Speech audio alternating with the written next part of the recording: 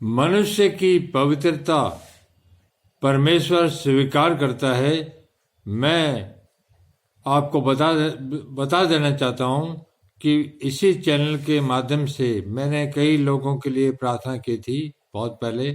इसी चैनल पर वो रिकॉर्ड है, उनको देखा जा सकता है।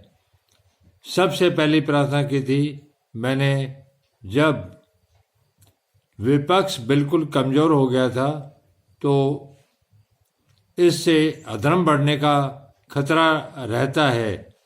सरकार कोई भी हो, अगर विपक्ष मजबूत नहीं है तो धर्म खत्म हो जाता है। वैसे भी कलयुग चल रहा है, तो सबसे पहली मैंने प्रार्थना परमेश्वर से की थी कि तू परमेश्वर विपक्ष को मजबूत कर। मेरा कोई राजनीतिक उद्देश्य नहीं है, देश हित के लिए, धर्म के हित के लिए जरूरी था। अब आप देख लो कि परमेश्वर ने ये प्रार्थना स्वीकार की और कांग्रेस विपक्ष में मजबूत हुई है। दूसरी प्रार्थना मैंने राहुल गांधी और प्रियंका गांधी के लिए की थी कि उनकी पोजीशन जो है देश के अंदर बहुत कमज़ोर हो गई थी और लाखों संत मोदी जी के लिए प्रार्थना कर रहे थे।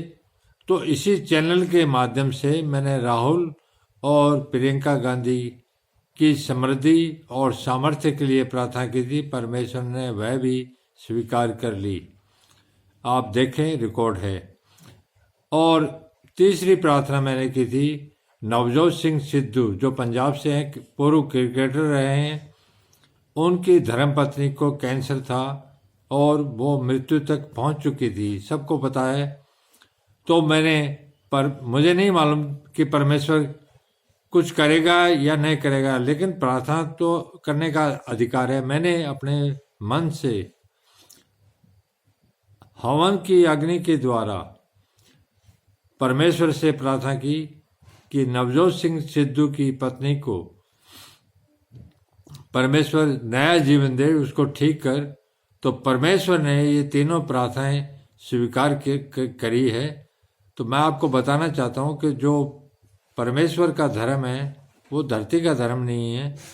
परमेश्वर एक है तो उसका धर्म भी एक है। परमेश्वर के कुछ नियम हैं जो अलग अलग दुनिया के शास्त्रों में अलग अलग नबियों गुरुओं के माध्यम से धरती पर अवतरित हुए हैं।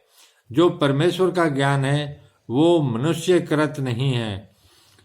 इसलिए एक परमेश्वर की जो प्रार्थना करता है पवित्र होकर, परमेश्वर उसकी प्रार्थना स्वीकार करता है।